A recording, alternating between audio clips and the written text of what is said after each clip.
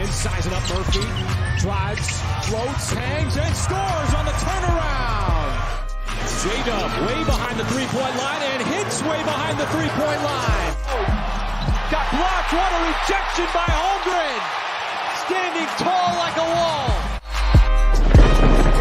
This is Dart. You're listening to the Uncontested. What is up, and welcome to the Uncontested Podcast, coming to you live Sunday, September 8th. It's still not a basketball month yet, but we've got some media stuff at the end of this year. End of this year? End of this year. End of this month. It feels like it's going to be a year.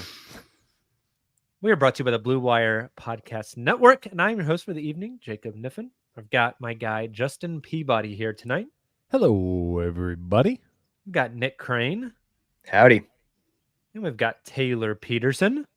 Been watching a lot of football since Thursday, so it's time to switch gears and talk about some basketball. No JD tonight. Weekly sickness, DNP. Lots of folks in the chat for a September 8th. I was just thinking the same. What are you degenerates doing? I've got to shout out some people in the chat. First, we got George. Justin. Cream cheese in the chat from George. That was a live recreation since Silver's not here. George says, smashing some D2 while waiting for everybody. George, what is D2? We talked pre-pod. We have a debate. Jacob, you want to say your guess? What do you think D2 is? I guessed he's playing some Diablo 2 on his console of choice. And my guess was he's watching the critically acclaimed sequel to Mighty Ducks, D2 The Mighty Ducks. I think he's watching D2 football.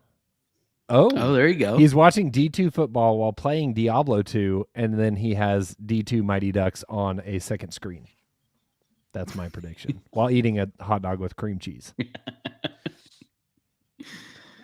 He also said, where is it at? He said, the ex took the kids for the week, so it's just me and my bird relaxing tonight. And I feel like that might be a euphemism. I don't think you can assume that. George says he's playing Diablo 2. George, DM me on Twitter, George. We need to talk. And not about the cream cheese on the glizzy. What? Listen, what you guys talk about in your DMs is your business. Someone in the chat wants to hear Nick with some takes of the day on football. Nick? I will leave that to Jonah. He's the only one that knows anything about football. Hey, Wow. our guy was busy today. He had a game in the middle. Shout out Jonah Bride, MLB player for the Miami Marlins. He was playing like during the best slate of games this morning, so he really doesn't know what all happened. Oh, I'm sure he's caught up. There's no He doubt. definitely has been caught up. All he had to do was open up our group message of 200 plus texts like I did this morning. Jeez. Humble brag. Bunch of degenerates. That's degeneracy. Circling back to glizzies, Jacob, did you have a glizzy encounter this weekend you wanted to share with the people? JD had multiple hot dogs at the OU game last night. So that was one thing. And then at halftime, JD and I went to get some food. He was probably going to get another hot dog. And we saw a man who was intoxicated at the football Not game. JD, to be clear. E2, Debatable. A different And one. this guy was apparently upset with some woman, his ex maybe. But the woman was walking into the female restroom, at which point this man yelled, "You took my daughter, you bitch," and then took his hot dog and threw it like a fastball into the woman's room, and it like splatted on the wall. I'm going to say something, Jacob. Okay. Is it George? Cream cheese in the chat. Where's there George. cream cheese on that hot dog? The best part of it was it's so a this guy question. like reared back like he's I don't watch baseball. All I know is Randy Johnson one time threw a ball and hit a bird, and it was a bunch of That's all feathers you need to everywhere. know about baseball, actually. Pulled back and threw this hot dog, like I was about to say down the hallway. Threw this hot dog into the woman's room, It splats on the wall, and then some other guy said, "Man, you're trying to go to jail," and then grabbed him to try to like hold him back because this guy was like trying to fight this woman in the bathroom. It That's was incredible. Hey, shout out to the University of Oklahoma. I'm mad I missed this. They just means that more, first half Jacob. offense had this man so down bad. I hope this guy's listening to the podcast. Hey, if you're the hot dog slinger, we've got some stickers for you. My goodness. That's insane. A lovely treat to end your night. It sounds like It was wild. It was a wild. That's More entertaining than nuts. that game last night. George is in the chat now confirming that was not him, but he understands. He sympathizes. Oh, that's too bad, George. Amazing. All right, gentlemen, you any other thoughts before we talk basketball? We haven't got anything from Nick yet. Matt Noonan says What do his you mean? wife nicknamed him the hot dog slinger. No. Shout out No. Matt and his wife. I'm impressed, man. Oh my god. The and his wife made it so much worse. There was a pause in between, which just was perfect. Nick, you haven't given any football takes. You haven't told us any hot dog stories. Do you have anything Okay, not no, basketball related? actually, to circle back to the hot dog discourse, Nick slid in the chat when we were talking about hot dog toppings that spawned said sounder and said his go-to hot dog topping was cream cheese and buffalo sauce. Mm-hmm. Is this a regular occurrence, or is this like a special sometimes? Special delicacy. Yes. No, there's a hot dog stand in Stillwater called the Dirty Curdy. Okay. And actually sponsor us, Dirty Curdy. But they're known for like crazy toppings. Sports@gmail.com. The toppings are unorthodox for the most part. And one of the things that's on a lot of their dogs is cream cheese. And the one I get has like crumpled up like ruffled potato chips and buffalo sauce, cream cheese, Yes. regular cheese. You can get chili, jalapeno relish, like a whole bunch of stuff. It's really good. Sounds Sounds pretty like great. Dirty Curdy Great. is. It sounds awesome, and it sounds like straight diarrhea. I think it's like Yes. I think it's like 1,500 calories per dog. It's like geared towards Oh drunk my people gosh. like 2 a.m. Yeah. In that sounds college, That on feels right. Thursdays they had buy one get one for dinner, and we used to go get them for dinner. That's amazing. That weird. I've dark had some times. dirty So curdies. I'm interested. Like, what is the consistency of the cream cheese on the dog?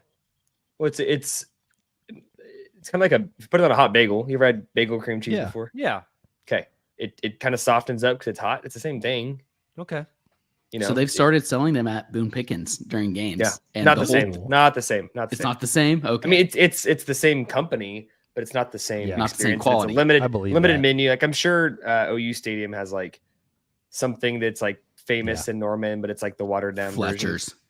Maybe I don't know. I'm getting me a good old Schwab dog. Got that What the hell dog. is in it. that? Shout out Danny Stussman. Schwab. That's I always like, think of you. Remember the old Thunder radio commercial for Schwab Yes. dog and it's Schwab No. dog, diggy dog, doggity dog. No. What a commercial! I will It's like say, a classic Oklahoma hot Hey dog Schwab, if company. you want to sponsor the Oh, the boy. podcast, we will have we JD eat some dogs live on the show. hot we. dogs. Do to you guys still have clarify. Diamond Dogs in Norman? They closed down. Unfortunately. Yeah, it closed. Okay, I used to Love eat that Diamond when I went Dogs. to Norman. I used to go to Pickleman's. We have it in Stillwater now. It's a lot safer. You know what I mean? That it is. Yikes. Jeez. That's my We football should take talk for the we day. should Moving talk on. basketball. Let's talk basketball. Not a ton of basketball to talk. Okay, we got 69 people in the chat. Nice. Oh boy. But I figured we would bring back a topic from last offseason as we are getting closer and closer to actual basketball. I would imagine, gentlemen, we're like 2 weeks away from most of the Thunder players like being in market and working out together like pre-camp. I don't like the look Nick's giving me right now. I think about 2 weeks away from players being back in market. We know Chet and Kaysen are in town. They were at a local sporting event last night. So we're getting closer. Like I mentioned earlier, we have media day end of the month, not end of the year, but end of the month. So we'll get a lot of content from that. And then it's kind of just like full speed ahead with the season. So as we get closer, I thought it would be a good exercise to look at. Holy smokes, there's a lot of stuff happening in the chat. Whoa. Yeah, I was going to say, what are you guys Nick doing? just tried to do something. And made I'm a big trying to mistake. drop a link to Dirty Curdy in the chat, and it's not working out. This is why Justin mans the chat. not me. 6'9". Oh, Easy, no. buddy. Spamming your own chat. It's quite a move. Well, this is I thought it's we got a- hacked. it's a long URL, and I'm trying to. It's the Russians. Oh, boy. Do the Russians eat hot dogs? Find out next on the Uncontested podcast.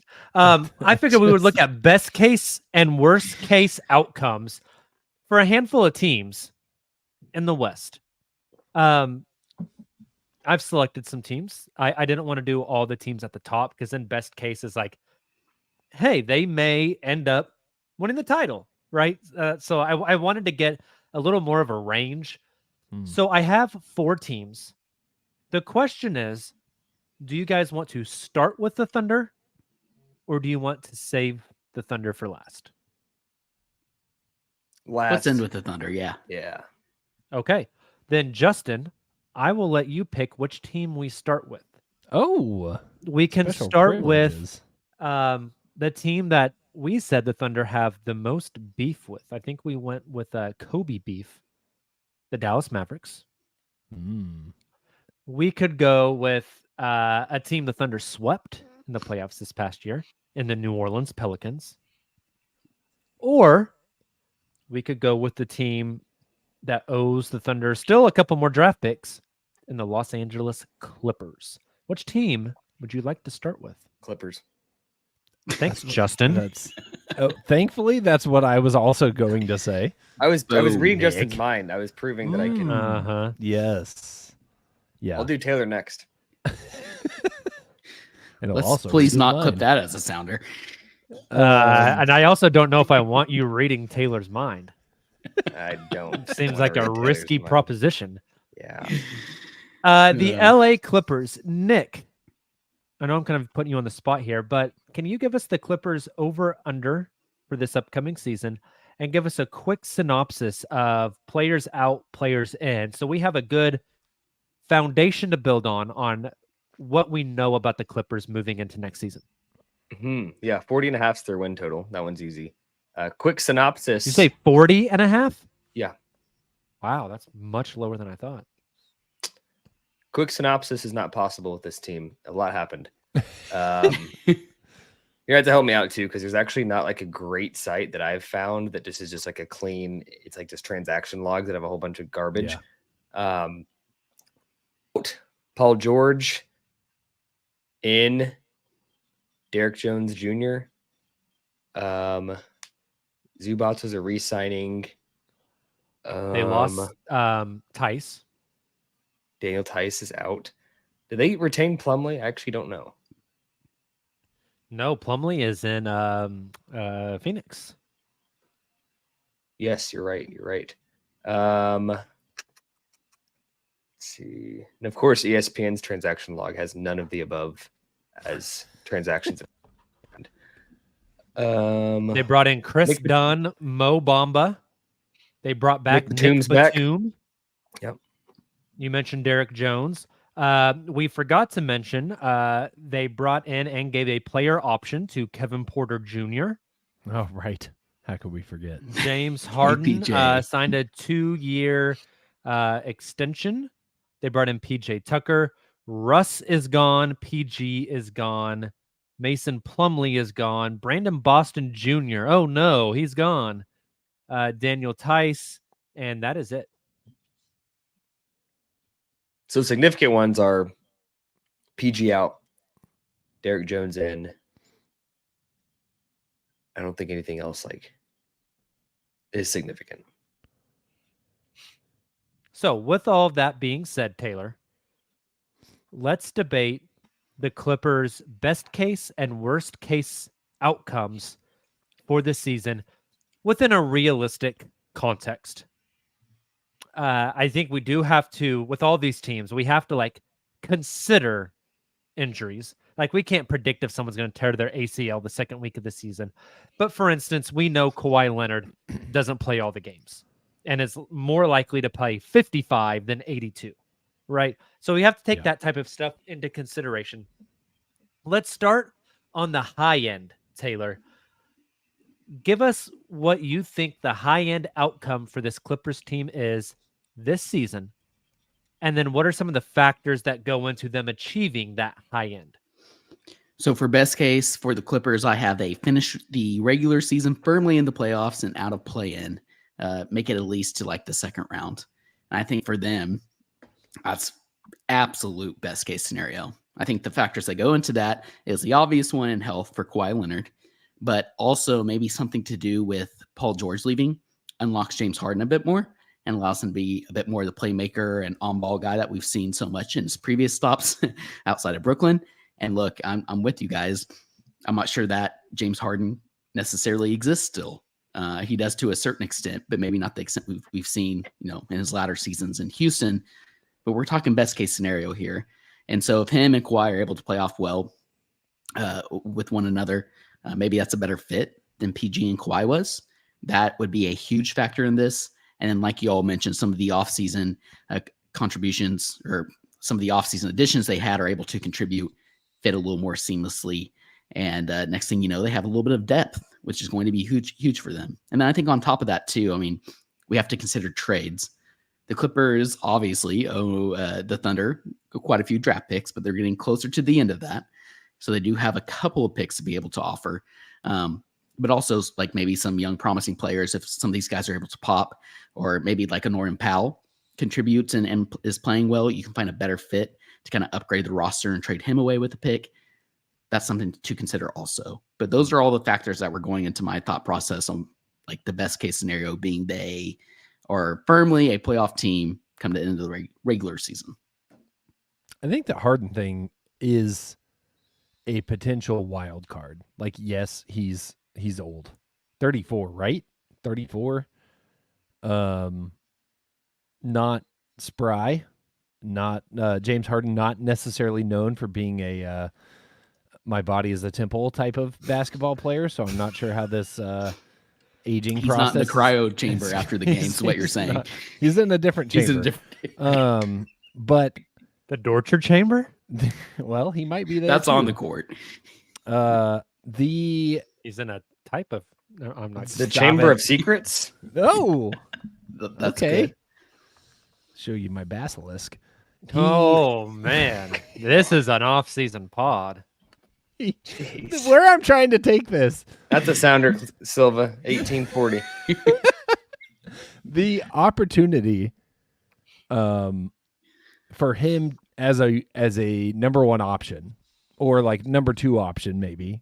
We haven't really seen that from him in a while, right? Like the teams that he's been on, he's been on these like failed, weird mishmash super teams for the last few years. Mm-hmm. Like maybe there's a world where having the ball in Harden's hand more like we saw back in Houston, which feels like a lifetime ago, unlocks something for this Clippers team. So I think in terms of best case scenario, Kawhi being healthy and like James Harden kind of like running the show a little bit more with the ball in his hands, that could be a scenario in which the Clippers overachieve for the first time in a number of years. Do you agree with Taylor's top end outcome of firmly in the playoffs, out of the play-in, and second round playoff appearance? Yeah. I think for best case scenario, yes. I would maybe even just say a playoff appearance. Like I think second round is a little second range. round is optimistic, but like I don't think it's out of the question. Nick, you disagree? You think second round's in play? If the exercise is like ceiling, like it's not like it would be an insane thing to happen if Kawhi went on a heater and Harden was averaging 40 a game for a 6-game playoff series. It wouldn't shock me. Oh, okay. You know what I mean? Like 40 yeah. Right. For the year. I was like, holy no. I was thinking that too. Whoa. Listen to this. And I know this is probably not. Actually, I don't know how ESPN put this together. Somebody at ESPN is messing up. But they have the starters for the Clippers depth at James Harden, Chris Dunn. They have Kevin Porter Jr. starting at the 3. I'm sorry. I'm reading this the wrong direction. That's the third string, huh? They have starters James Harden, Terrence Mann, Derek Jones Jr., Kawhi Leonard, who's already listed at day-to-day. That's incredible. That's amazing.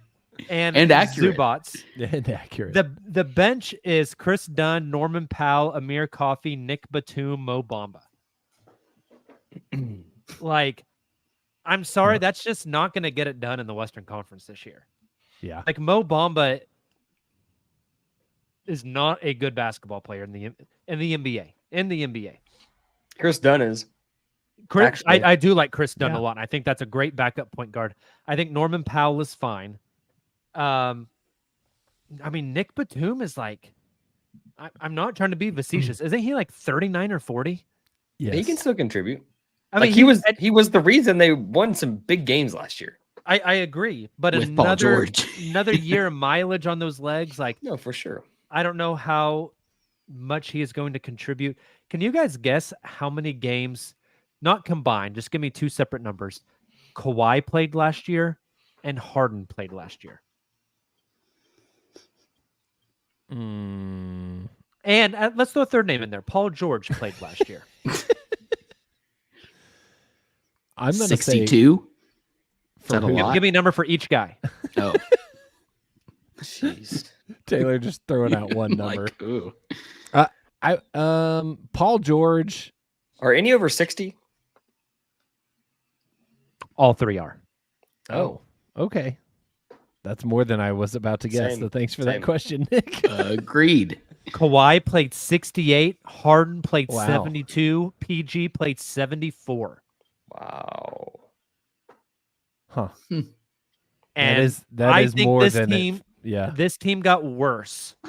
Yeah. I think high end is like getting the 6 seed Yeah. Probably. and so. like winning a game or 2 in round 1. You're not going to want to hear this, Jacob. I think KPJ might be their like 7th or 8th best player when it's all said and done. That's crazy. I mean, Not I don't crazy in care. terms of I just talent. think Yeah. it's wild that you had to give that dude a freaking player up. Like, where was the leverage for that at? No, I'm not. We're not talking about the contract. We're talking about contributions on the court. I And mean, he's a fine basketball player. He's just kind of a He's- shit tier human being. no one said he was a great human being. As a I basketball know, player. I know. I mean, he's a good Nick, basketball Kevin player. Porter Jr. supporter. No, I mean if we're talking about wins and losses and hoops, the dude will probably be pretty good for them this year. Yep. So- Yeah, I think that's fair, Jacob. That's really surprising about the number of games, though. They were all healthy, and This- you think about how still how weren't good quote enough. unquote good they Yeah. were last year, and I think they're taking Yeah. a step back. So, Agreed. Nick, flip side of the coin here, what is the worst case outcome for this Clippers team? Being realistic, and what factors? I guess tell us what factors would go into worst case, and then tell us where that would land them in the NBA next year. I mean, the easy one's a big injury. If Harden or Kawhi goes down, they're just an okay team. I think even if healthy, there's an age factor with a lot of the guys in their team. You mentioned Batum, Harden. Maybe he has a renaissance with the ball in his hands more. Maybe he's not that guy, and he can't. Even if Kawhi is healthy, like I think he's still an awesome basketball player, but Is best case scenario for health for those two what they played last year? It's high they 60s, low both 70s. play 75. It's probably best case. So yeah, roughly. And then defensively, I think there's a lot of variability. Like Chris Dunn is a great defender. Kawhi is obviously a great defender. Derek Jones Jr. is a really good defender. But if the other guys, if Harden doesn't defend and KPJ doesn't defend and Batum, I don't think can defend. I think that's just a thing. He cannot defend. At some point, offense only gets you so far. I think that could, like, if those guys don't find a way to play good team defense and your top 9 guys, half of them are liabilities, that's just not going to cut it in any capacity. And you're going to be 9 or 10, like kind of like the Lakers have been the past couple of years. You think 9-10 is their worst case scenario? Mm-hmm. I think ownership in LA is too bought into new arena, have to be competitive now. If something were to happen big, not that they have a ton of assets to trade, I think they're doing something at the deadline. I think they'll do something, but I'm just know not that convinced that will something make them. works. Agreed. Yeah. I don't think it's going to be too damn hard in this Cooper Flag tank off to be a 9 or 10 seed in the West. Like there's going to be 2 to 3 teams that are trying to lose. Yeah. 2 teams that are just going to be so injured. It's just like, I don't see a world where they're, and I said fighting for 9 or 10, so they could be the 11 seed, Sure. right? Yep. But I don't think they're going to be in the same tier as Portland and San Antonio and Utah. Like, still see it. That's fair. That's fair. It's going to be ugly. It has the potential to go ugly very quickly. Like you said, you're banking on, though you got a lot of games out of Harden and Kawhi last year. Like you already touched on, Jacob. Banking on that feels scary if you're a Clippers fan or if you're part of the Clippers organization. It doesn't feel like it would take much to send that season into a spiral. So I think the floor of this team, the worst case scenario, kind of alluding to what Nick said there at the end, I think it's 12 in the West, because I don't think they're falling below Portland, San Antonio, Utah. I think those will be the bottom 3, 15, 14, 13. 12 is in play, though, because the rest of the teams, I mean, you're talking the Clippers, the Warriors, the Kings, the Lakers, the Pelicans. I think there are other candidates to be at the bottom. So there's a chance that they're 12. Yeah. But it sounds like we think the Clippers range will be, well, we said best case is 6 and worst case is 12. Yeah. I'll buy that. Does that seem fair? Yep. I think almost any team's range is about a 6, like 3 spots removed from your midpoint. So I think that's a fair range for any team is 6. So 6 and a couple of wins in the first round is the top end for this team that we think. And 12th lottery pick selection going to Oklahoma City is kind of the basement, kind of the worst case scenario. It's a good point about the pick too. That absolutely would be worst case scenario for the Clippers. Yeah. I mean, they're losing the pick regardless, right? It's a, I guess not, because it's a swap between the Thunder, the Clippers, and the Rockets. Yeah. Which is really nice for OKC. Mm-hmm. Yeah. Very. All right. Justin picked the Clippers. I think we've covered that one. So the next team, Taylor, you get to choose. Do you want to go with the New Orleans Pelicans or the Dallas Mavericks? We just talked about a team that could be towards the bottom of the West playoff contention, play-in contention. So let's go back up to the top. Let's go with Dallas. Very interesting team. Obviously had some pretty significant offseason additions, and being Klay Thompson and then Najee Marshall. Yep. Nick, can you pull up the exits, entrance, and over-under for us again, please? Yep. Over-under is 50.5. So 10 games higher than the Clippers. They lose Derek Jones Jr. They bring in Klay, like TP mentioned. They bring in Najee Marshall. They bring in Quentin Grimes. They bring in Kessler Edwards on a 2-way. Not significant. They bring in Spencer Dinwiddie, who I think actually could be really good, and we know he fits in their system. Tim Hardaway's out. RIP. I think that's it. Gone and forgotten. Him in Detroit is going to be something. Yeah. Brother's going to get shots up. Incredible. So based off the rundown Nick just gave us, 50.5 kind of feels a little low to me when pulling up that over-under. I have best case being top 2 in the West, not just second, but obviously they could be first.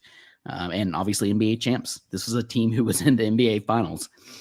So your best case is 1. Sure. You But said top 2, not second, but maybe first. they still could be second and still make it to the. I think Is if we best say case scenario for this first team or an NBA second. title? Yes, Yes. It has to be has to be. after making the NBA Finals. Quiz time again. Mm. Can you guys guess the top 5 players for the Mavericks last season in games played? Luka. For the Boom, got Mavericks it. or just overall? Oh, I just have list. the Mavericks pulled up. So a guy like Gafford's not considered. Daniel Gafford or Yeah, PJ Washington right. will not appear. not. You guessed Luka Doncic. He was 4th on the team in 70 games. Wow. Derek Jones Jr. Derek Jones Jr. was I thought, 2nd actually. at 76. Derek Lively. No, No, you missed a lot. Ah, Can't be Dwight Powell. He was there and healthy a bunch, but didn't play a bunch. Dwight Powell was Um, 5th in 63 games. Okay. Really? what about Green? Tim? Tim Hardaway Jr., number 1, 79 Wow. games. Wow. Tragic. Yikes. The Great third for him. one's interesting. Is it Green? It is not. Is it You already Kyrie? said Derek Jones? Yes, Derek Jones was 2nd. It's Kyrie was 6th. I know who it 58 is. Games. I know who it is. I think it's a player who gets replaced in the pecking order by Quentin Grimes because he can actually play defense. Give us the name. Let me give you a hint. This guy. Why are you trying to is make me guess? This is you No, can't no. game on me. Taylor and Justin, you have the name. Oh. I'm not going to make you guess. You know the answer. This guy likes to shoot the ball. It's not Hardy, is it? Jaden Hardy, number Wow. 3, 73 games. When Nick said that, I was like, he's a Hardy guy. It's got to be Hardy, but just I'm not A a. Hardy surprises me. boy. I was I thought seeing, you like, were. YouTube comments and slacks about me being a Hardy. I'm gonna be disappointed in some Hardy commentary. I'm like, what? interesting. I He's liked him. surprised I me. liked him as a Hardy boy. mid-second round pick. I don't like him as a. I don't think he's a star. So top 5 in minutes: Hardaway Jr., Hmm. Derek Jones Jr., James Hardy, Luka Doncic, Dwight Powell. How many of those will repeat as top 5 games next year? Is it 1? One. Yes. That's Yes. wild. And that depends is on wild. health. But will that's the Clay, thing, though, will right? Clay be top 5? Will he play enough games? Oh, I don't even know how many games he played last year. I feel like he played quite a bit. I can find it. Give me a second. Just to counterpoint to Jacob's exercise, I think is interesting. Games played is one thing. Minutes played.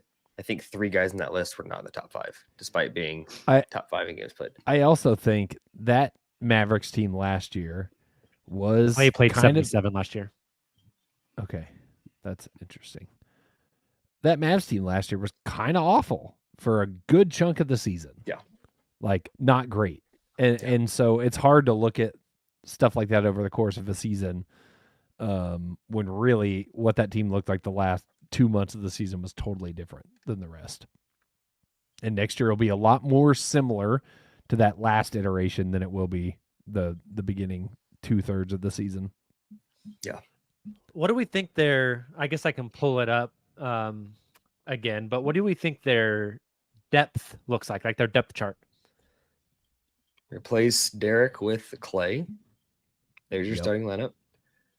Yep. I think Grimes will play minutes. Hardy will play minutes. Dinwiddie will play minutes. Gafford will play behind Lively. Lively will start. Najee Marshall. Najee Marshall will come off the bench. I wouldn't be shocked if they mix some things up and start Najee in some scenarios. Maxi especially- Kleba. I don't know if Maxi will play. I think Maxi's I think Maxi's an awesome player, or was. He's not been himself for like over a year now. Dante Exum. Kind of the same. Like, I think he's helpful and valuable, but this team's deep enough now where kind of like in the playoffs, we didn't see him a ton. So Taylor's got the top end outcome as NBA championship. Right? Mm-hmm. Nick, where are we going with the bottom end outcome? First, tell us kind of what would have to go in to the bottom like them getting to the bottom end of their range, and then what we think the bottom end of that range is. I think the bottom end is the 6th seed. If I'm going to live by my 6 swing, I also believe that's actually their floor too. I think that one of Kyrie or Luka could get hurt for a long period of time, and they'd still be good enough to be a 6th seed. Outside of injury, things that could go poorly, I think defense could be one. I think Dallas had a really good defense in the playoffs because they had to, and they turned it on. They also had a good defense post-trade deadline with their new guys. But now they've got some guys like, if Luka's not going to play defense, and I don't believe Clay can play defense, your closing lineup has 2 guys that I don't think can be trusted situationally. Like Luka, when he wants to, can. How often does Luka want to? And Kyrie can be a very scrappy defender, but size is an issue there a little bit. Yeah. And I think to an extent, Kyrie's not like a lockdown guy. He's like a pest. He's a disruptive defender. Yeah, at peak Kyrie, he's slightly above league average defender. Yeah. Would that be fair? Yeah. So that's my reasoning. Like, you, in a regular season game, I don't know if I trust their closing lineups defense a ton. And I think about Clay too, incorporating him. If he's not the same Clay, do they try and almost force the issue and give him that playing time, spend almost too much time on Clay trying to incorporate him rather than pivoting? And is it too late at that point in the season? And then, Jacob, you mentioned Kyrie. Great season last year. Kept quiet for the most part. But you never know with Kyrie. What if something like that pops up too? A lot of different factors when you have Kyrie Irving on your team. That's just the matter of fact. So Clay actually last season in his age 33 season shot basically tied for the worst 3-point percentage in his career with the 21-22 season. That's the first season post Achilles tear. And we saw that he was a bit of a defensive liability for the Golden State Warriors last season and ended up getting benched. Yep. I think I'm kind of with you, Nick. Like, I don't think the shot is going away for Clay. Like, when you shoot that good, you just shoot that good. No. And he has a lot of gravity, but you're not nearly as scared of, like, I'm interested in what the gravity looks like when he's not next to Steph. Obviously, he's got Luka and Kyrie, which is awesome. Yeah. But I'm interested to see what it looks like. And, like, they're going to score like 120. I'm just not convinced they're not giving up 130. Yep. I think that's fair. Yeah. He did get benched. Clay, finish off this thought here. He got benched late in the season. It was not great. Had like the performance in the play-in that was like trolled into oblivion by NBA Twitter. He was like 1 of or 3 of something like bad. And you think about like his last playoff series before that with the Warriors, like a full playoff series. Looking at his box score, his final 5 games. Oh my gosh. Final 6 games, 4 of 19, 9 of 25, 11 of 18. That's good. 5 of 14, 3 of 11, 3 of 12, and 3 of 19. Like, at some point, like, I think Clay's going to be good for the Mavs, and I think the Mavs are going to be very good. This is not like we're talking. If you're just now tuning in, we're talking about worst case scenarios. Clay is not Clay anymore. Clay is still a good, helpful offensive basketball player, but Clay is not Clay, to Jacob's point. I keep thinking, not to just harp on Clay, but the Clay thought I have with the Mavericks is there's already talk, like from Mark Cuban in a recent interview, about, we're going to have Clay parked in the corner, wide open threes. And it's like, yeah, but what made Clay Thompson so special as an all-time basketball player was his off-ball movement, being able to navigate those screens and get open and move without the ball. And I mean, I can't get over that picture Jacob sent when he was down low for a game last year, and just the difference in his calf muscles between the injured leg and the non-injured leg. And we saw it last year. I mean, obviously he was upset. That's a factor as well. Maybe he's rejuvenated and a little more excited, giving a little more effort. But the off-ball movement is something that I really think of with Clay. So yes, he's still a great shooter. You don't want to leave him open, but not the same Klay Thompson that we've all come to know. Justin, it sounds like we're saying floor. Worst case scenario for the Mavericks is like the 6th seed. Yep. What does that mean? What is worst case scenario for them playoff wise? Not seeding wise, but like playoff performance. First round exit. I think that would be about as bad as it could be if you're the Mavericks coming off a finals appearance, but that is very much like that's a realistic scenario, right? If you're the 6th seed in the playoffs, that means you don't have home court advantage, and that means you're going to be faced off against a very good team, like a very good team, a championship caliber team. That can be an exit for you. It's fair. I don't think it's likely, but I do think, I think that fits with the discussion like we had of worst case scenario. All right. Let's move on to our next team, which is the New Orleans Pelicans. Nick, can you give us the quick rundown of the Pelicans, please? Yes, the Pelicans are projected 46.5. So the midpoint of the last two teams we talked about, roughly. Significant moves this offseason, notably with the DeJounte Murray trade. So that one included Larry Nance and Dyson Daniels going to the Hawks, DeJounte Murray coming in for the Pelicans. This is not a transaction, but Brandon Ingram is like not showing up to the team's like players' off-season workouts, although he's expected to. Not required, but I think the vibe was that people thought he was coming and he wasn't. He's wanting a new contract. Signed Daniel Tice. Jacob talked about that.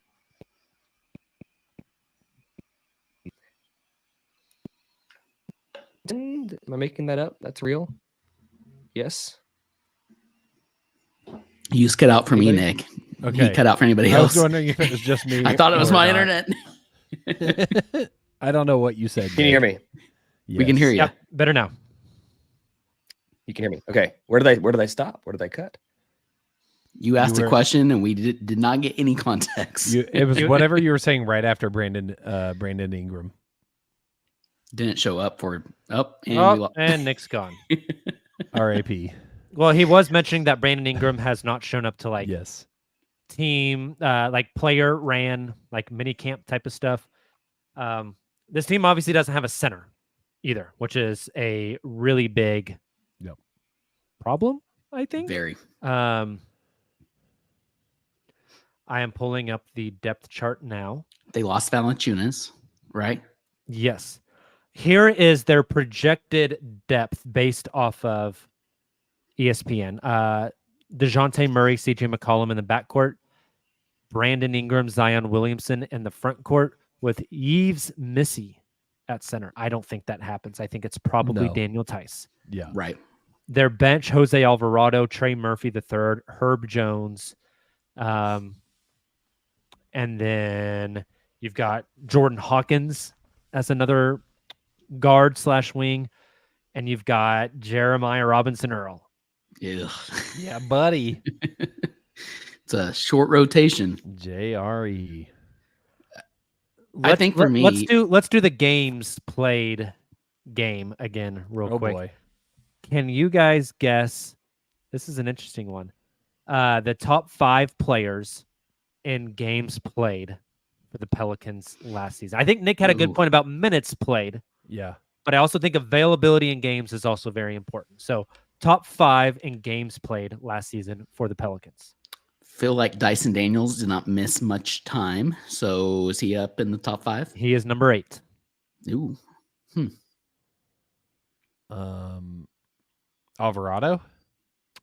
Alvarado, 56 games, number 11. Wow. LOL. So Zion's up there because he ended up playing a decent Zion, amount. number 3 at 70 games. Interesting. I feel like CJ's hurt. I'm like was hurt. I'm trying to rack my brain for like Pelican starters. CJ was number 5 at 66. Okay. Brandon Ingram. Herb Jones. Oh, there you go. Herb Jones was number 2 at 76. Brandon Ingram was 7. Herb's a good one. That's the one I forgot. I think you guys are missing Trey two. Murphy. Trey Murphy the is a third. good one. Trey Murphy was 10th at 57. What? What in the world? Valanciunas? Wow. Valanciunas, number 1, 82 of 82. That's crazy. As a center, an older center too. Interesting. And number 4, Jordan Hawkins at 67 games. Okay. Interesting.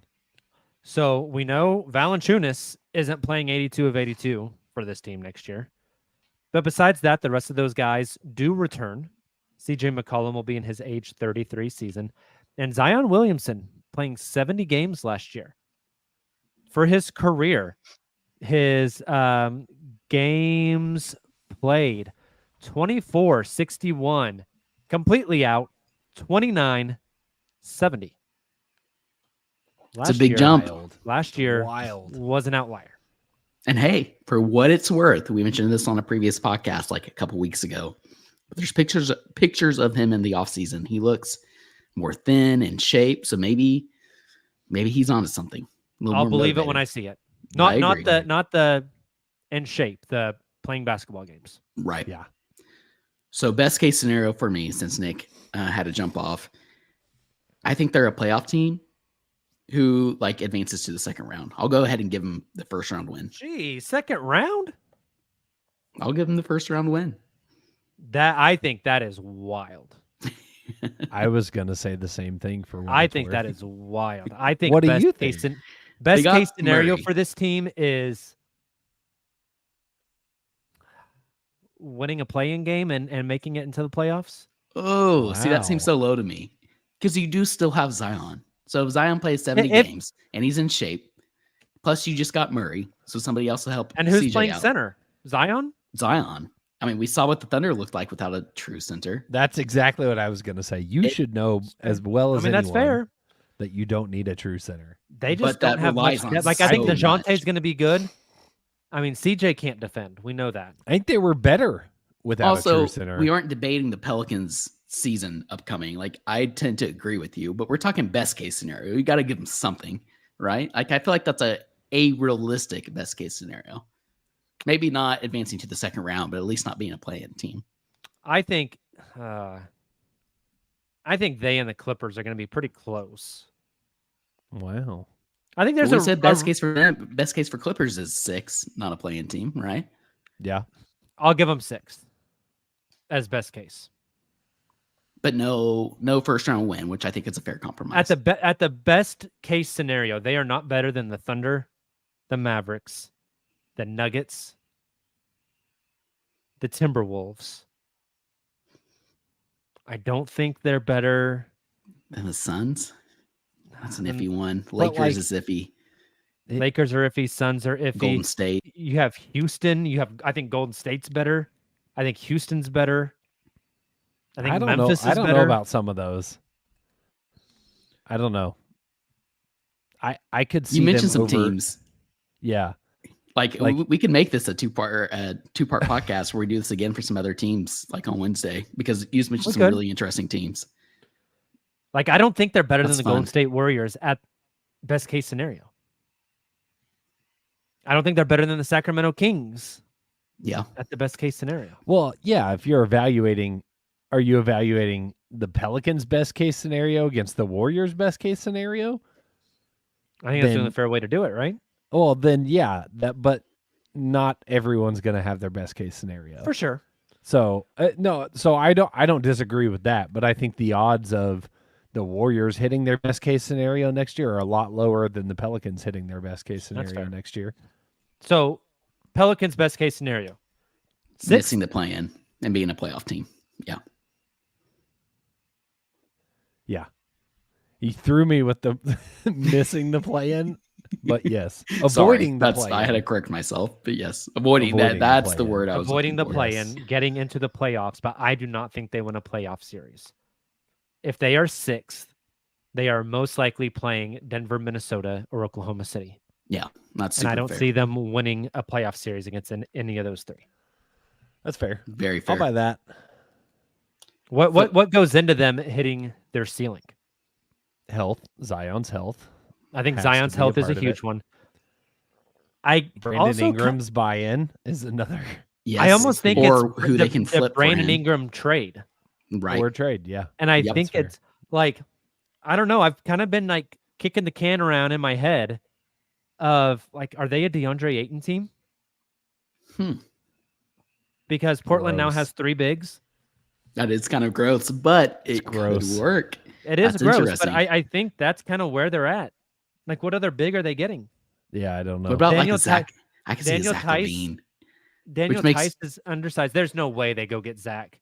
You've got CJ It's the and you've got Pelicans. DeJounte on that team. There's I no know. way. I know. Yeah. Are they a Vucevic team? That's an interesting one. Maybe. I like Yeah. that. I like that Actually better like than that a lot. Ayton. Yeah. Yeah. I could Yeah, see them So being a trade there, and then being a Murray. Vucevic team. Like Murray. Does he look Right. better than he did when he was traded to the That's- Hawks? Exactly. I, what I, I I was think gonna it's say. the next defen- to I him. think it's the defensive buy-in for Murray too. Sure. Good point. Very good point. I do think they have 2 of the best wing defenders in the game, in Trey Murphy and in Herb Jones. Yep. And those guys' games are continuing to grow. They Yep. don't do much for themselves offensively. They like Trey Murphy's not isolating and break. Like he can attack a closeout. He can shoot a 3, which are super valuable skills. I think Trey Murphy's going to be awesome. Yep. But he's not a Brandon Ingram type creator for himself. And so I wonder, do they have enough set the table kind of guys? I think DeJounte can be that. CJ has proven it.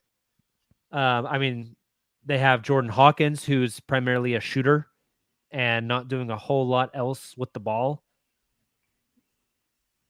And I get the Zion at center thing. I really do. But if your center rotation is Zion, Daniel Tice, And a rookie. a rookie who started playing basketball like 2 years ago, Right. Right. I'm Exaggeration, a little worried about but your center rotation. Point is taken. Yeah. What 3 years ago, 4 years ago? I think it was a little more Eves- than that, but you're right. I mean, he Eves basically Missy, started I playing think in started high playing school. at like 14, 15, Yeah. Yeah. 16, Yep. something like that. Not long ago. He's just a big body. You know, and Zion So- can't play 48 minutes a night at center. We're already at 53. We got 2 teams to go, including the Thunder. No, Flip we just side have of the the coin. we just have the Thunder left. Did we do the Kings? We didn't do the Kings. We're not doing the Kings. You We were had them doing- originally. The brother, Someone the didn't- outline says someone didn't look at Mavericks, the Pelicans, outline. Clippers, and Thunder. I looked at the text earlier Uh, today. That's your problem. Okay, fair enough. What's the worst case scenario for the Pelicans? You start because I think you're onto it, Jacob. I think it's 12 again. Yep. Same with the Clippers. I don't see it being worse than those 3 teams that are probably gonna Yeah. halfway through the season start bottoming out. And to Yep. your point, and like to what you were saying when we were talking, discussing best case scenario, again, like we were discussing best case scenario in a vacuum, to use a Nickism while he's not here. But I think I would lean more towards 12 than 6, 110%.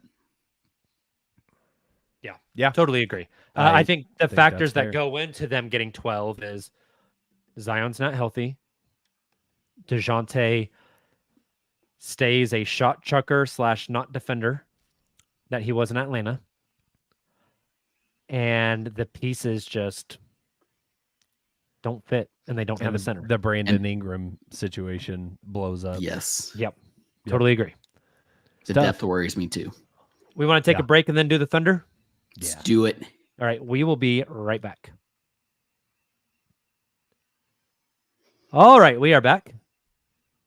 It is time to do best case and worst case outcomes for the Oklahoma City Thunder. Justin, off the top of the dome, can you do Ooh. incoming and outgoing for the OKC Thunder? Yeah. We got Nikola Topic, who will not be playing. And that's the only thing of importance, really. They added Alex Caruso. Oh, I was waiting for it. and Isaiah Hartenstein. There and, it is. Wow. They lost Justin, one what Josh world are you Giddey. living on right now? This man's in Jacob, no I'm playing the football straight man here. Thank you for angling it up. Hey, before we continue, I forgot after the break we were supposed to do an ad read. Oh boy, guys, you need to go take the Blue Wire survey. Do it There's now. the ad read. There's the ad read. I'm gonna do the ad read in the same deadpan that I just did the roster. Hey, podcast listener, would you like an extra $500? Go to bluewirepods.com/survey and complete the Blue Wire audience survey about you and your podcast listening habits for a chance to win a $500 gift card. That's bluewirepods.com/survey. Answer some simple questions for a chance to win $500. Okay, back to what we were talking about. Well done. We're talking about Justin Well done. forgetting that this Obvious- team made the biggest free agent signing in It the was history of a the Rock. it was It was a bit. joke, It was a Jacob. bit. Nikola Topic is clearly the only thing that matters that happened this offseason. No, Hartenstein and Caruso are maybe the biggest pieces of that any team added this offseason, collectively. Huge change to this team that was already an extremely good team. The only outgoing player, I don't want to say of significance because that sounds rude, but who played a role on the team last year, Josh Giddey. Yep. Josh Giddey in Chicago. So also notable, right? Like this was a not a massive turnover offseason in terms of number of pieces for Oklahoma City. Like I think going through the rebuild, we got used to like a lot of churn and roster exploration, to bring back that phrase, but probably the most significant that they've had since the rebuild began. Like that feels easy to say. Outside of the draft, right? And I think we're also used to that, right? The draft used to be the most significant place that the Thunder brought players in. That was not the case this offseason. It all came outside the draft. It's pretty significant. Very, and did not have to give up a single pick in the process outside of trading up in the draft. Yep. For some reason, I cannot find the Thunder's over under for the year. Wasn't What it is it? 55?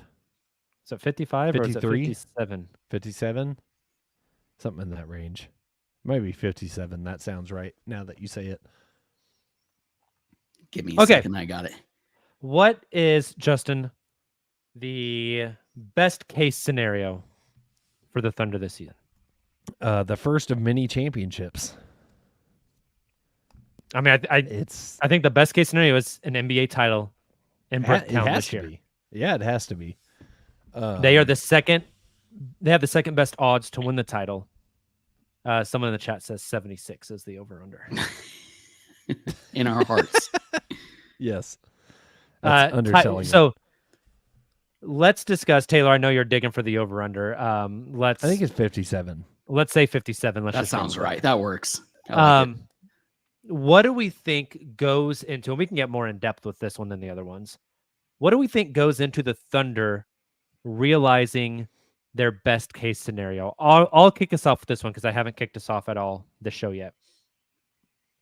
I think what goes into the Thunder hitting best case is you get a repeat season from Shea that you got last year, right? He doesn't have to win MVP.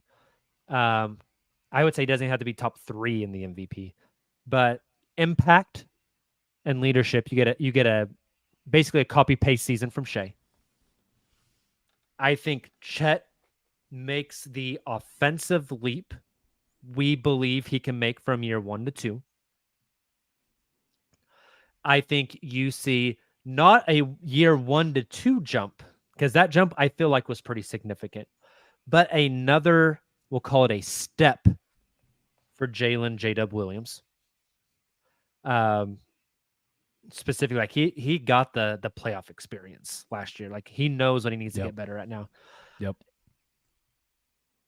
And then I think the 2 key additions from the offseason come in and fit like you ideally hope that they will fit with the team, and their impact is their impact. And then obviously you hope for generally good health with the team.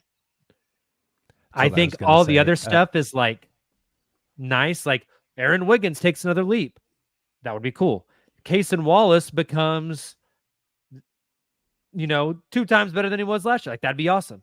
But I think if you get the copycat game or production from Shea, the cookie cutter production from Shea, you get the offensive leap from Chet, the small step increase from J-Dub, and then Caruso and Hartenstein fit in the way that you envisioned when you made those moves.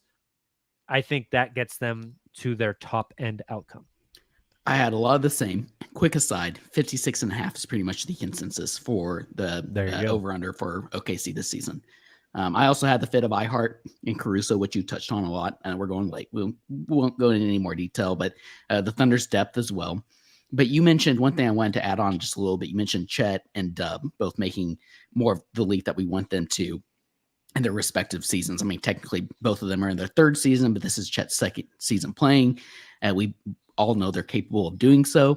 But I think the big thing there is them being able to do so within the construct of the team, and that not, not running into conflicts with Shea and his superstardom and some of these new incorporations like iHeart and Caruso. Like they're going to have to do so, but still within the construct of the team. I think that's really important. That's something Jacob and I touched on when we were on an off-season, or I keep saying that, off-season, but also a regular season preview here recently on a podcast that we'll release here soon. But then something else we touched on, Jacob, was the Thunder need to shoot more threes.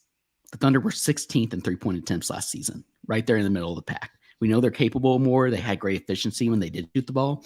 But to be able to maintain that efficiency while getting those three-point attempts up, especially from guys like Chet and Dub, who we just mentioned, as well as some of these guys that they are incorporating, as well as some of the players off the bench, I think that's going to be huge for them to kind of take that next step. And I think the mold that they probably should look at is similar to the defending champs and the Boston Celtics, who led the league in three-point attempts. So that's something I'm really going to be looking for as well. And I think could help them reach this best case scenario. I think both of you bring up really good points. And watching this young team, you can get very addicted to the linear or somewhat linear progress of all these guys. Eventually that plateaus. And that could be a very real scenario that inhibits, them achieving that top end scenario of, and it could be any one of those guys. It could be Shea, it could be Dub, it could be Chet, just having like a slightly off year, which everyone in the NBA has at some point, that makes this team look very different from last year. But I can't move much further than the offseason additions of Caruso and Hartenstein. Like, if those pieces fit like Thunder Twitter has talked about them fitting all offseason, that I don't know how you beat it. Like, three-pointers aside, right, Taylor? That defense is a championship caliber defense. That's a number one in the NBA. And versatile. We all just watched our Sooners last night in person, all three of us, win a game based off defense. Yeah. Right? So that's the thing, right? Like, you could have a Shea regression of some sort, which we've literally never seen. Like, the guy continues to take leaps when it looks like there's no more leaps to take, and still be better because of the defense. And that's a scary thought. Again, I think that's an if, because I think the further we go, the height meter for the Caruso and Hartenstein signings probably just keeps going up, and it probably keeps going up until opening night. Yeah. But that has the potential to shake up any projections for this team, because that could be, like we said, a championship caliber defense that just, it would be a nightmare to try to score on, especially over the course of a 7-game playoff series. Here is the fact.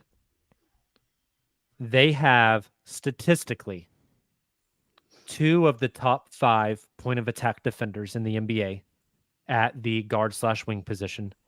And they have 2 of the best at the rim defenders, 2 of the top 5 at the rim defenders in the NBA, like based off of statistics. NBA teams now more than ever score from two places, the rim and the 3-point line. And when you have the two best point of attack off the dribble defenders, and you have two of the best at the rim defenders, you are setting yourself up for an incredible defensive season. And that is not mentioning Shai Gilgeous-Alexander, who got first team all defensive player of the year votes last year, who is a thief off ball, and Jalen Williams, who I think is also really, really good defensively, and Cason Wallace, who proved, I mean, when they needed a stop at the buzzer in game 1 of their first playoff game as a team, it was Cason Wallace. Yeah. You know? Yep. So the defensive ceiling is through the absolute roof with this team. They're going to have, we've said it so many times, they're going to have teams in hell. Yep. So Justin, flip side of the coin. Mm-hmm. What's the worst case scenario? You can't say everyone gets hurt, the plane crashes. Oklahoma City falls into a gosh. sinkhole, and Rudy Gobert gives everybody a new pandemic. Monkeypox. Wouldn't put it past the bastard. No, I think I'm trying to like really take off the thunder colored glasses. Is saying a play-in team too far? I think so. I think so too. But I think if the worst case scenario were to happen, it's like a long-term injury to one of the big three. It's the shine of Caruso and Hartenstein wearing off very quickly. yeah, It's the role players who really kept you afloat last year, not role playing. yep. Even with that, I think they have so much damn talent. Yep. I think maybe putting the floor at 6. Yep. That's where I was gonna start. Was 6, but then like 7. That would be an extremely disappointing year. Yes. Coming off of last year with the additions that this team made. I'll say, like, not trying to play devil's advocate and putting on a slightly tinted Thunder glasses, I think the floor is like 5. Yeah. So my floor was 4. My floor was not getting home probably court say advantage. Not getting home court advantage, but I think the biggest thing is playoffs. It'll be very disappointing to me if this team finds themselves in that range due to injuries, some of the other things the other factors you guys mentioned, but then they go out and lose in the playoffs again, especially in that first round. I mean, I think floor is probably first round playoff exit. Yep. Right? Yes. That's what I have. That's like, to me, that's the realistic floor for this team is first round playoff exit. And the only other factor contributing to that you didn't mention, Jacob, I had the injuries. Duh. This is literally what I typed out. Like you said, the additions of Caruso and Hart maybe aren't as seamless as we all hope and think they will be. But something else I keep thinking about with this team is, we talk so much about not wanting to be in the middle of the NBA, being stuck in the NBA and these teams with this internal conflict of trying to compete, but also not being good enough ever to compete for a championship. I think internally for the Thunder, you have this internal conflict of trying to develop players and also win now. And that could potentially, in this worst case scenario, result in a lack of consistency. And I think that could be a factor if we're talking worst case scenario. I get it. Talking worst case scenario, just there's no way Mark Daigneault lets that happen. Right. He's too good at threading that needle. Right. And here's the thing is if the worst case scenario happens and the Hartenstein signing is a total flop and doesn't fit, or Caruso just doesn't like mesh with the team, or X player, Y player falls off. Of all the top end teams in the league, Milwaukee Bucks, New York Knicks, Boston Celtics, Philadelphia 76ers, Denver Nuggets, Dallas Mavericks, Minnesota Timberwolves, there is one team who has the flexibility, is below the apron, and has the assets to go make the move to correct it. Minnesota can't do it. They're a second apron team. That's the exciting part. Point. So if something is amiss, if one ingredient is off and you're cooking up the stew and you realize, oh shit, this thing needs more salt. Only one team that's an actual title contender can make the grocery store run. The rest of them have no money, no assets, no car, no gas. They can't get to the grocery store. And they've got a secret herb garden out back that the herbs will be matured in 1 year that they can add to the stew with Nikola Topic to just put a little to take us Now we're full circle. talking. The most they got important a garden out in the back, acquisition too. of the That's offseason. Right. That is right. Hey, they're cooking up an organic stew. Straight from the backyard garden. Okay. A homegrown stew. Homegrown stew. Don't need that processed stuff from the supermarket. Yeah. Farm to table, baby. Spot on. What a great analogy. Hasn't Presty used that analogy for their I team sure before? hope so. Farm He to should. table? I'm like 90% sure he has. Gentlemen, we just talked for 70 minutes Hot about dog. basketball in an off-season podcast. We also talked about hot dogs. And We did. Cream cheese on a hot dog. A guy throwing a hot dog in the bathroom. I mean, who hasn't done that before? Who amongst us? Who amongst us? He who has not thrown a hot dog cannot cast the first hot dog. First stone. The first glizzy. Thank you guys for tuning in to the Uncontested. We appreciate you. We will be back Wednesday night at 9 p.m. as always. Maybe we'll do some more best and worst case scenarios. That wouldn't be a very thundery podcast because we already did the Thunder, unless you want us to rehash this conversation again. And that would be really boring for me, so I don't think we're going to do that. But we are counting down the days. We are 3 weeks away from Thunder Media Day. Very exciting time. We'll have you guys covered at Thunder Media Day, as always, so that'll be really exciting. And then it's training camp, it's preseason, and hoops are back. We are getting close. You guys, the chat is just unhinged. I hate all of you. Don't put it on the screen. Just don't. Justin and I did that at the same time. You got lucky. Have a great beginning of your week. We will see you guys on Wednesday. Until then, and as always, Thunder up. Go enjoy.